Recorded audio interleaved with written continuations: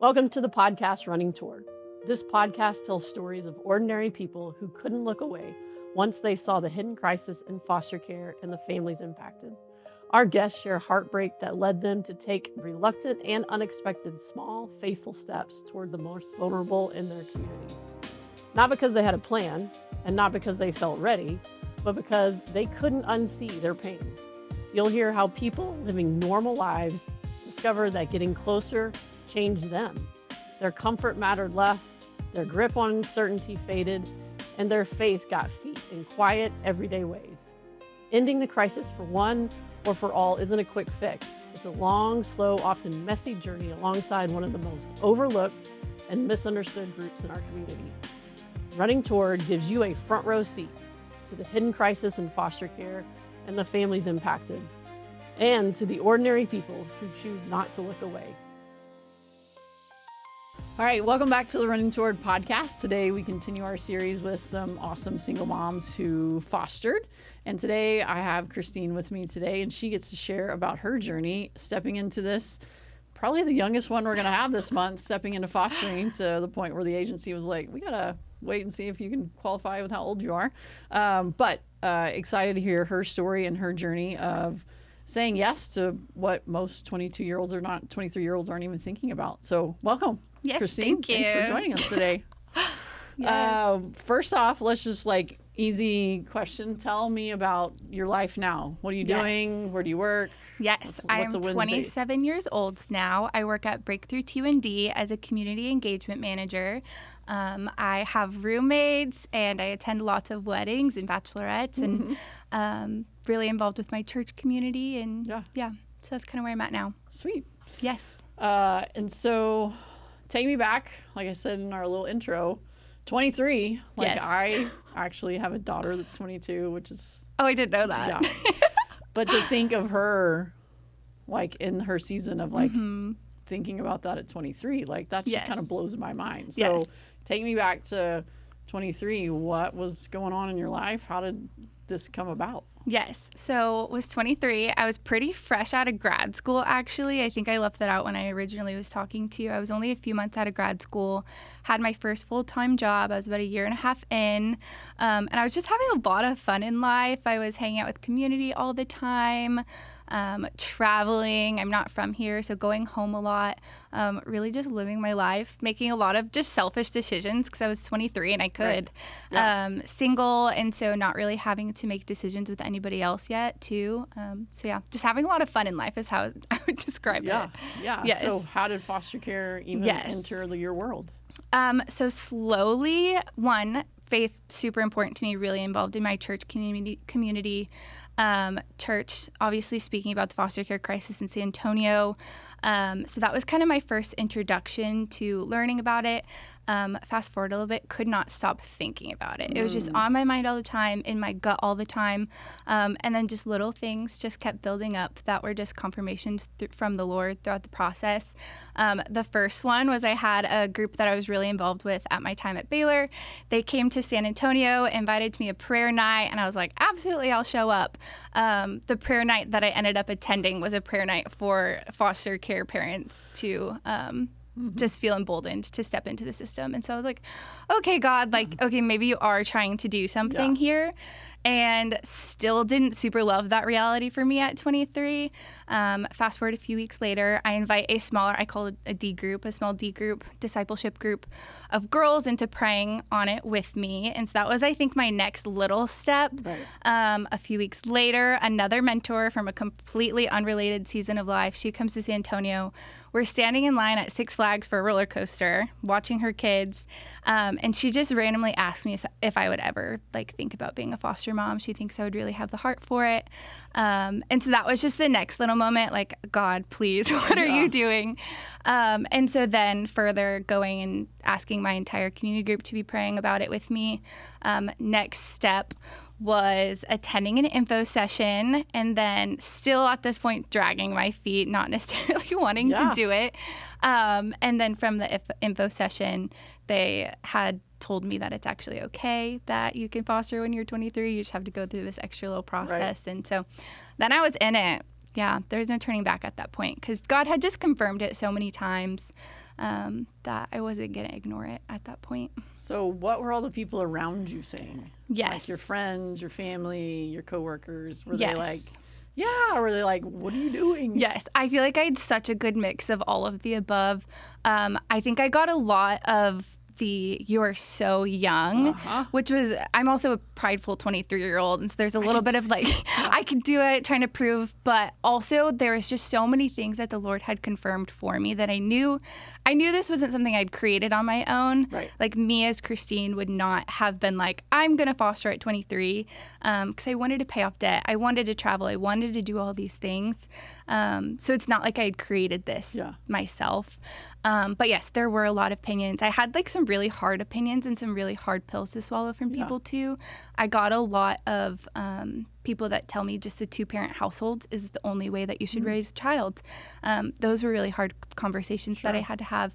My mom, who's my best friend, wanted me to have fun when I was 23. And so not that she wasn't supportive, but she was very much like, are you sure? Right. Like, do you know what you're doing? My community was really supportive, but most of them are predominantly married and building their families that way. And so it was just really abnormal. That's how I would describe my start, is very abnormal. Yes, absolutely. That's just not a typical, stereotypical foster parent is a freshly out of grad school, starting life, paying off debt. All that. Yes. Yeah. But so is there anything like back from your childhood growing up that now on this side of it, you didn't have any exposure to foster care until you did. Is there anything looking back where you're like, oh, I can see where the Lord was like already making some deposits and like giving me a heart for this space? Yes, absolutely. One, growing up, loved kids, just like started babysitting. Those were always my first jobs for a very long time. I was a nanny like every summer, would drive our little 4-wheeler to the towns to babysit other people's kids, but also had my own hard story growing up. My parents had just a really messy divorce when I was 10 years old. There's so much to unpack there, but it was really, really hard.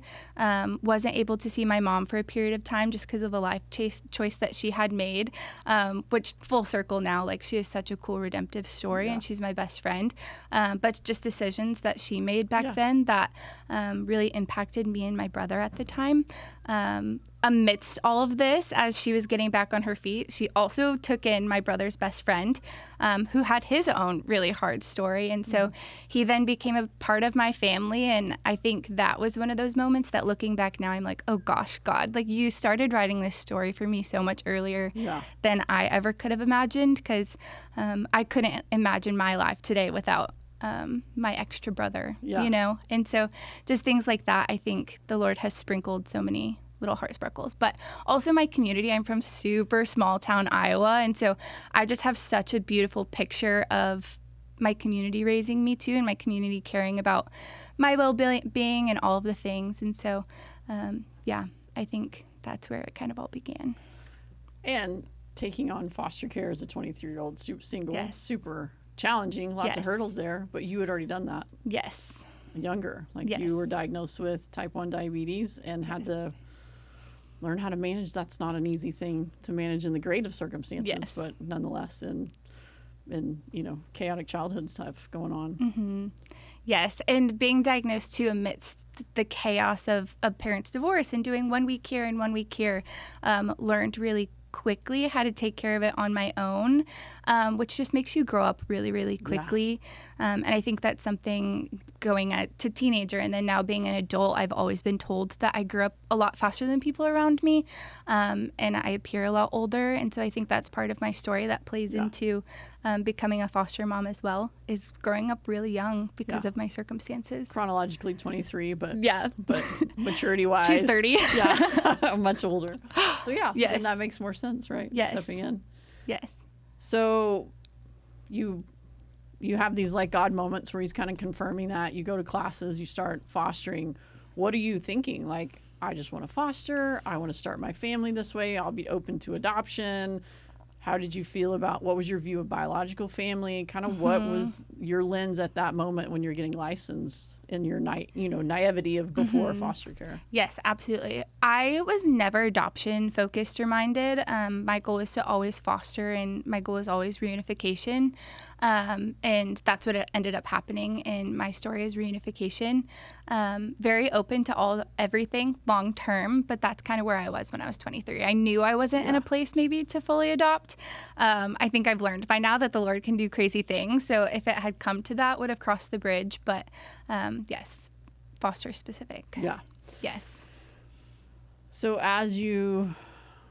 what was that timeline for you? You took a little longer to get licensed. Yes, I dragged my feet. You're kind of wrestling that out. Like, yes. Really? Did you say yes? Yes. And so you finally crossed the finish line, your license, and then how long till you get your first phone call? Yes, it took, I don't know how long it took me to get my first phone call necessarily. I would say a few weeks, honestly, which really surprised me. Yeah. And then my first 2 phone calls were no's, which they do prepare you for. They do tell you that you can say no. Right. I think we all don't expect ourselves to say no. Right. And that was something that was really hard for me. I actually ended up meeting one of the kiddos that I was asked to take. I drove to Austin and met him in the hospital, not under the guise of I'm going to be his foster mom, just a introduction in the hospital. And he had to be sedated twice while I was visiting him in the room. And so just the reality is that I was a single foster mom with a full-time job. And that was probably just not in my wheelhouse to take care of. And so had to say no, and then had to drive back to San Antonio that same night, like weeping the whole drive home. And so the reality that you don't say yes to everyone was really hard for me. Yeah. I'm also 23 and I'm really young and dealing with a lot of these emotions for the first time. Also incredible community. But yeah, so I think the hardest thing too, it took me 2 months, I would say, to get my first placement. And it's really cool how the Lord, I think, uses those 2 months to really just do something in you, because you're going through this training, you know how many kids are in the foster care system, and then it takes you 2 months to get a placement. It was really hard. You never knew what day your life was going to completely change. And you also don't know how your life is going to, like, people tell you it's going to change, but you have no idea what that actually means. And the reality is that every foster kid is so different that you just have no idea what is about to walk through your door. So. Yeah, and I think that's an important thing about your story is that you can and should say no to some, because your yes to something that you should be saying no to can actually also have very detrimental it can be harmful. effects long term, not only for you but for the child said yes to out of guilt or out of like, well, I signed up for this thing, so I have to say yes to everything that they say. No, that kid need probably a very specific, more highly trained family. A more available, I mean, one parent. Because he wasn't going to last in childcare. Yeah. So I think that's an important piece of the story, and such wisdom at such a young age to be like, nah, this one's not, I can't do this. Incredible leadership and mentorship from people around me, but yes.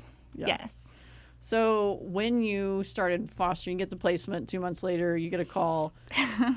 Had you already built up? You said you had a great church community. Had you already, they'd already signed up and they're like, you're in it, we're in it kind of thing? Or did you get the placement and then you're like, oh no, now I need help. I'm drowning. When I say I have incredible community, I mean, I have incredible community. A lot of them were already licensed to babysit prior to me getting my first placement. And I don't mean all of them, but most of them. And so I had incredible support, made a meal train for me, just all of the things. Yeah. And so I also had a foster shower, which I don't know. A lot of people don't know about that. I have heard of those. Yes, but my community blessed me with a foster shower, and so gave me gift cards and all of those things to be able to go grab last minute. That was one of the things that Rachel was talking about. Was one of her hurdles was the financial piece. Yeah, being a which was for sure single income, working at a church. She's like, I don't know. I watch people spend a lot of money and then the child leaves in 6 weeks and you got to do it over. She's do like, it again. I couldn't do that. And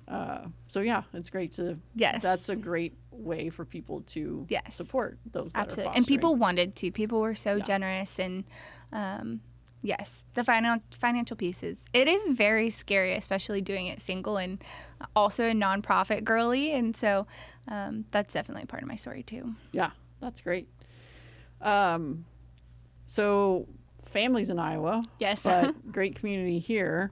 How did your biological family that's not living here, how did they step in or support you or Yes. cheer you on or ask you questions or try to stay Yes. connected in this as you journeyed in this? Oh, absolutely. I talk to my mom every day for one. And so there are so many phone conversations that I would tell her what was going on and she would just listen. And she's very much a listener, not always somebody that gives much advice, but she would always listen. And it was actually because I had a hard story with her. I feel like there's a lot of healing that happened too as I was processing some of the hard things that I was going through becoming a mom.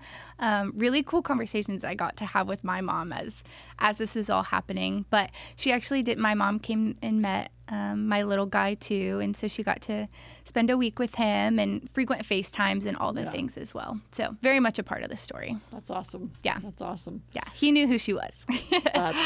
Yeah. So tell me about this placement. How did that change your world from 23-year-old who can go do whatever at the drop of a hat and travel and to now I look nothing like most of my peers? Yes. No, it's like even now today I think about that moment. Like he's dropped off at your house and then you do paperwork and then they leave. It's the most surreal moment It's ever. the most surreal experience. Yes, literally. It's crazy because they're only there for an hour and you're signing and he was running around my entire house just like going berserk and I'm like just gonna let him do what he's doing and finish signing the paperwork and then you're literally just alone with a child you don't know and they're yours. And so it's just bizarre to think about. He was very high energy, learned very quickly I needed to get some more physical activities around the house for him.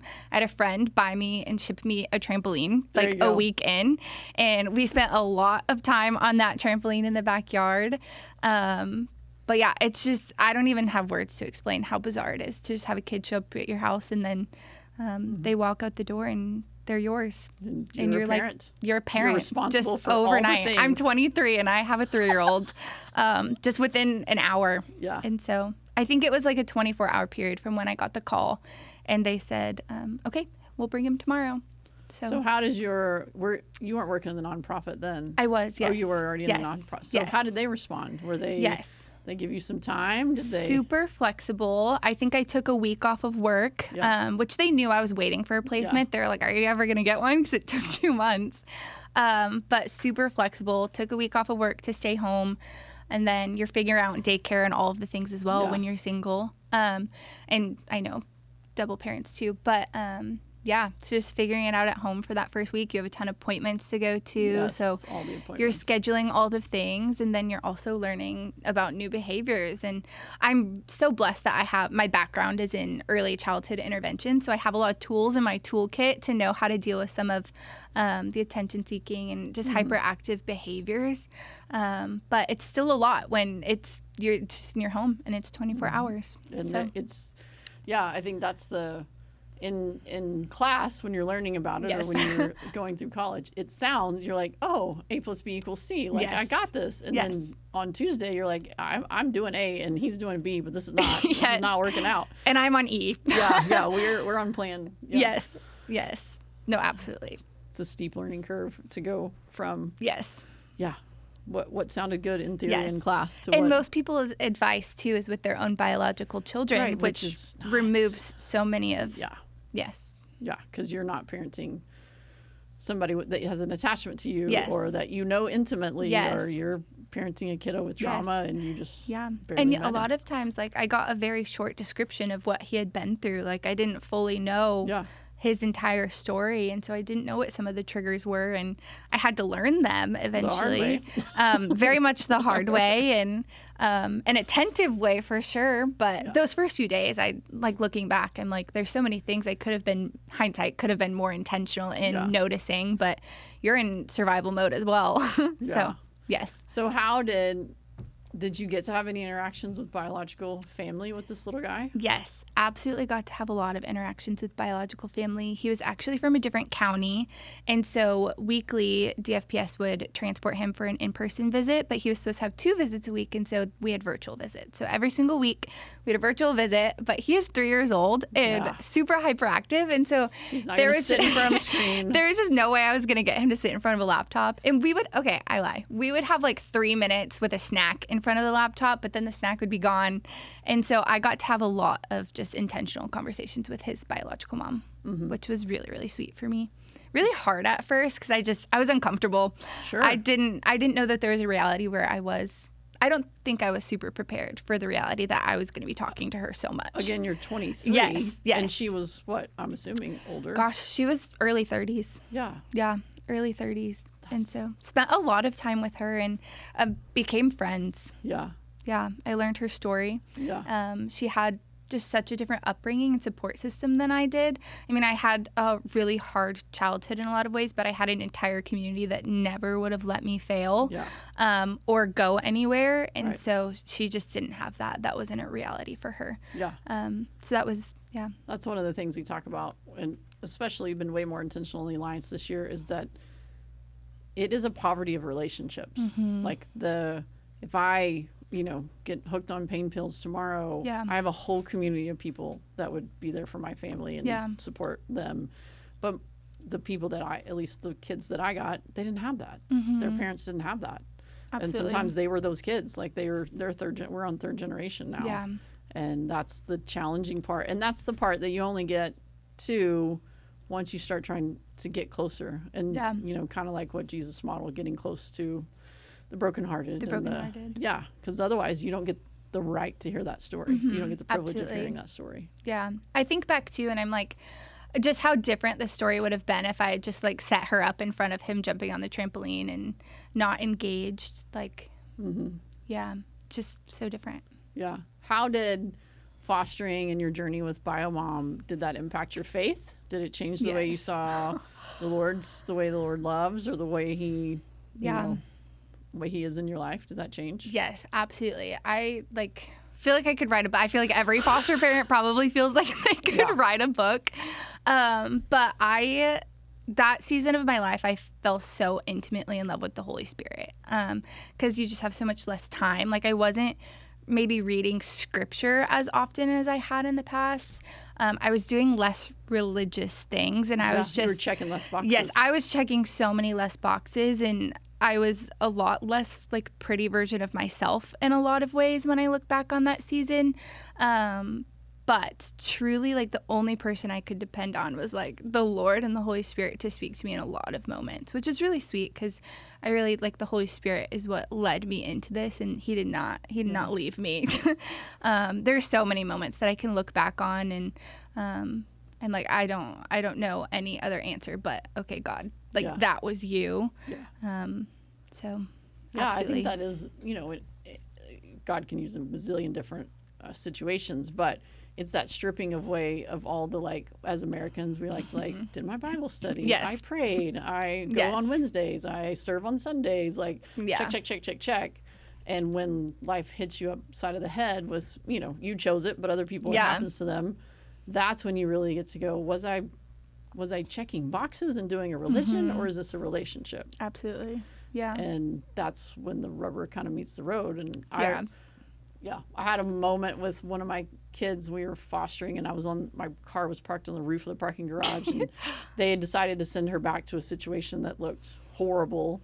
And I was like, fist in the air, like, are you real? Like, are you gonna, do you see what's going on here? Are you actually in control? And I'm sure you could do that in a variety of ways, but that was one of the moments when I really got to wrestle with, is this religious thing that I was raised up in and believe, is that reality, or is that just something I do on Sundays? Yeah. No, it's also really cool to look back on, because, I mean, like I keep saying, I have incredible community, but I also have a lot of friends that didn't necessarily know Jesus yet. And I think, like, my fostering story included so many people, like, coming in and learning so much about Jesus through my little guy. And so I think that's just really sweet to look back upon too. There was one night where we would do bath time, and then we would read our Jesus Storybook Bible every night before bed, and then we would pray, and then sound machine is on and we're going to bed.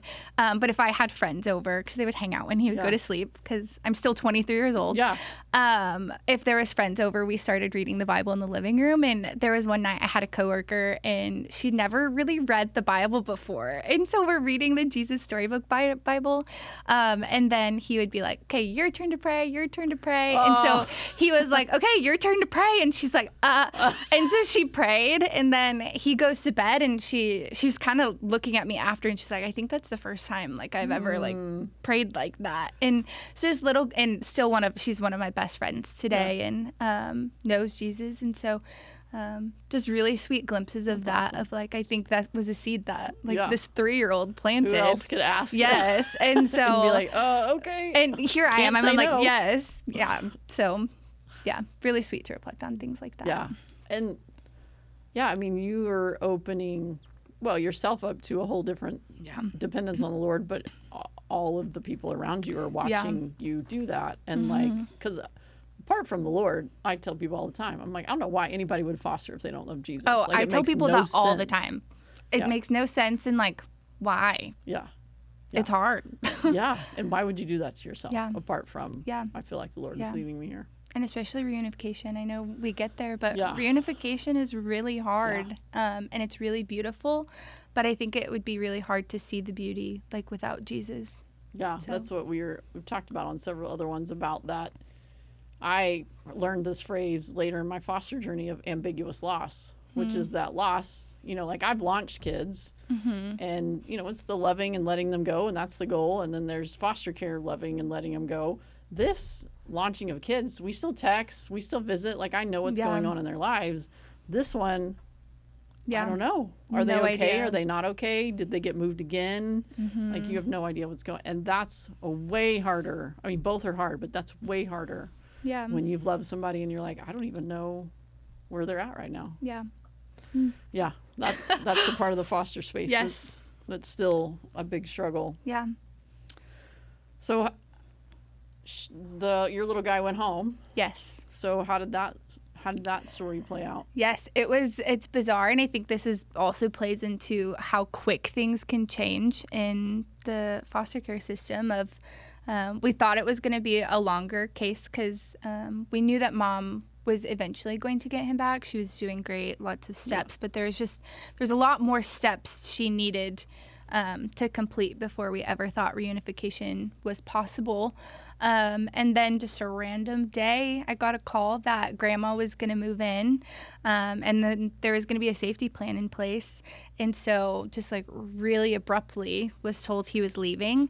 And then it was interesting because it was like 3 weeks, and then it was 1 week, and then it was 2 weeks, and then it was 2 days. And so it plays with your emotions. Just like it's just like heart. the knife goes in and then it shifts a little and comes back out. And so yeah, it was so bizarre. So I'm like trying to communicate this with daycare too, because they care, and the teacher is like, is he coming back tomorrow? And I'm like, I don't know, to be so honest with you. And and so trying to have my friends say goodbye and all of the things too. But I really had no idea when he was going to go home until I think about 9 hours before he left. Yeah, we literally had that same situation when we were told one of the kids we had was going to leave.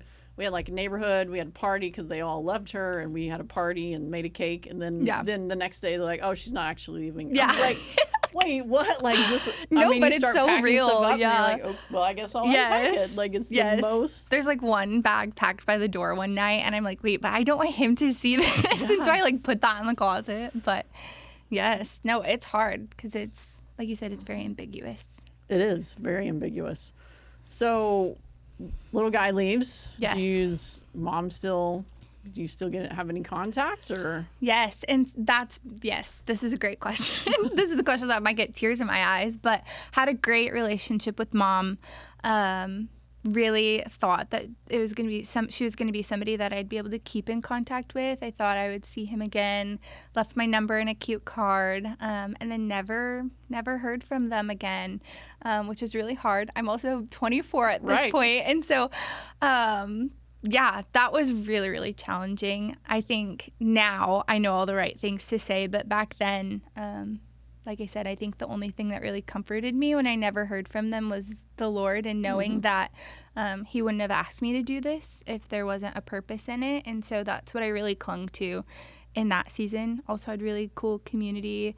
I feel bad sometimes when I look back upon it because they all ask me, what can I do? How can I be there for you? But I had no idea. Yeah. I'd never felt grief like that before. And it's hard when you only have them for a few months. Like, do I have a reason to feel this sad? 100%. And so, just all of those thoughts go through your mind of like, wow, nobody really understands this. Like, none of my friends at the time knew what I was feeling or had experiences remotely similar. And so just felt really isolated, and I had people around me, but I still felt really lonely. I actually went to therapy pretty quick after my kiddo went back. Very wise. Which just really helped me address my emotions, feel my emotions. I'm very extroverted and joyful, and so I run really quickly to hope.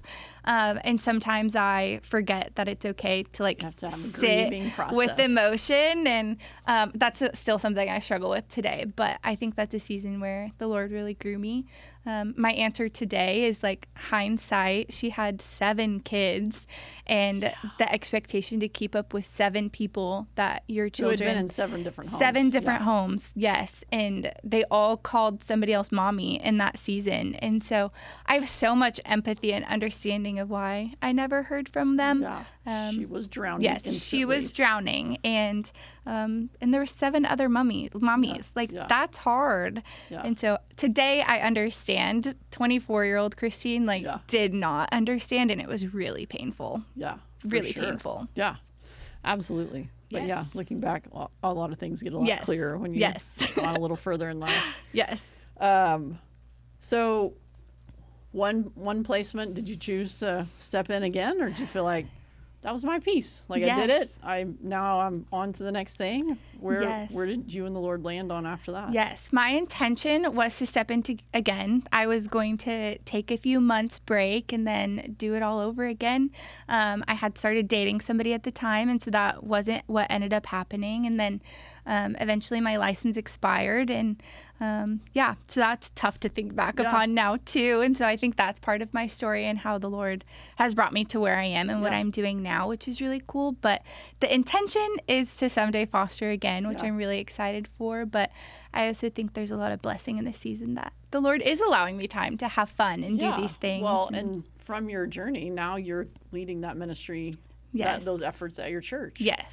And y'all have done amazing stuff with the Alliance Prevention Network and Lebanon Biological Families. And Yes, which is, it's just really, it's comforting because I think there is a guilt that I have of, man, my agency paid for me to get licensed, and then I had one kiddo and I wanted to do it again, and I do want to do it again, but I'm not currently doing it again. And so I don't think it's a healthy guilt, but it's just a guilt that I know it's not healthy, and I think everybody would say that, but I want to do it again. It's just not where my season, and the Lord hasn't told me to do it again. But yes, get to be super involved with my church and helping other people learn about Alliance Prevention Network, which it's just, I have so many stories of how that's changed lives, and how I've seen like my community specifically really jump in and do that really well. And also be a part of like having so many conversations with other families thinking about fostering, and eventually fostering and getting to walk with them too. So there's so much purpose in it. I know my cost to get licensed was not wasted, and I know that. Absolutely not. It's hard to not let those lies like get to you. Well, that's totally enemy, right? Yes. Just spinning all the things. But that's the, this may be something 5 years from now. You look back and you go, oh, I see what you were doing there. It's one of those hindsights, right? But you were obedient. You we were just literally talking about that. Rachel, she's like, I don't even know how I got here. I just said yes to one thing. And then, but you said yes to the thing, and you'll say yes. I mean, the Lord knows you're open to saying yes to the next thing, whatever the thing is. And right now you're saying yes to the APN. And And I think that's what most people get overwhelmed in this space. We're like, well, I can't foster, or I can't, I only have this year window and we're going to get deployed, or, because there's so much military here in San Antonio. But I think that's the beautiful part about your story was you didn't have to know the 10-year plan. You were just like, okay, 23, you want me to do this? I say yes. And then, all right, I did this placement, and then situation changed. All right, I'll say yes to doing stuff at my church. I'll say yes to supporting other families. And that's really how the crisis that is foster care ends, is with people just doing their yes in their season and their yes in different seasons, and not being scared of well, I don't know what your 5-year plan is for me. I don't know, what does this look like long term? No, that's so good. Yeah. And I think even now, like, I don't know what the long term is, and I don't know when I'm going to foster again. I'm still single and have roommates right now, and so the cards still aren't lining up. And so really excited for what's to come and all of those things. But also sort of sweet time for you with the Holy Spirit and learning to go from, I'm a Christian who does X, Y, and Z and doesn't do X, Y, and Z, but I got to be a little bit laid out and had to rely on the Holy Spirit. And very much laid out. that's something that transcends for all things, whatever the Lord has in your future, whether it's work or career or dating or moving or all the things. Like, that piece is gold. Absolutely. That you got that at such a young age. I think a lot of people don't get that till when life smacks them in the head. Yes, absolutely. In the later years. So yes, I think it's incredible. So I gave this question to Rachel, and I'll give this question to you to kind of wrap up our time. But if there's another 23-year-old who, the Lord threw this podcast in their lap, and this is their, like, oh, is you really leading me into this? What would you sit across the table at coffee and tell that 23-year-old? Oh gosh, I think this sounds cheesy, but I'd just ask her, like, what does God say? And I know you're getting so many opinions from the people around you. Where is the Holy Spirit in it? Because I promise that He is speaking. It's a matter of, are you listening, and are you going to listen to what He's saying? It's very clear when you ask, especially when you're walking into this. But this is not like the ultimate Christian checkbox. That is not the reason you should do this. Absolutely not. Right. Yes, absolutely not. I think, I don't know how to word this, but know Jesus, like, walk intentionally and deeply with Jesus, and He will lead you through it. And bring your community into it. And invite community to walk with you. Yes. Walk with Jesus and your community and be vulnerable. I think that's something, I had a hard childhood. I know how to take care of myself if I want to, and I know how to fight and do things on my own, but it's really humbling. Like, you can't do it alone. You have to invite people in. You have to be vulnerable and share emotions, and I think that's where it's really a beautiful part of my story is I became emotional. I think sometimes I can be really rigid and really happy all the time, but I wept a lot, and I wept with people a lot. And I think that's one of the most beautiful part of the story too. And you didn't crack, and you didn't crumble. And I may have cracked, but I did not crumble. No, but you're still standing. You're still yes. And I want to do it again, and it wasn't perfect. And there's a lot of ways, like, I'm a much angrier person than I ever thought I could be, and I was. And parenting will bring that out. It was so hard. Like, I didn't know that could come out of me. Oh, yes. I'm like, I don't think I've ever felt that before, but I want to do it again. And even today, I'm like, I don't know that I've ever felt the Lord as close as I did, like when I was actively fostering. Parenting is a very sanctifying process. Yes. If you think you have the Lord is in it. All your things together, just go parents, and it will be very apparent that you do not. It'll be very apparent. I see what you did there. Well, Christine, anything else that we didn't say that you want to say? No, I think there was one question you had at the very end that you sent me, and it actually made me cry in my car. Oh. I think it was something about, like, what would you tell your younger self or something? I said, you were a child. You understood what it felt like to need someone to show up. Now you've been on the other side of that. Yeah. What do you know now that you could not have known then? Yes. I think something the Lord is teaching me now, and I think this is why this made me a little weepy, is that, like, what I tell my younger self now is that, like, that is not what the Lord, like, created, and this is not what He had planned for us. Yeah. And that's brought me a lot of comfort. For sure. I've gotten older, and as this is something I want to walk more in, and even as I deal with my own past traumas and hurts, this is not how it was meant to be. No. And your brokenness had nothing to do with you. Yeah.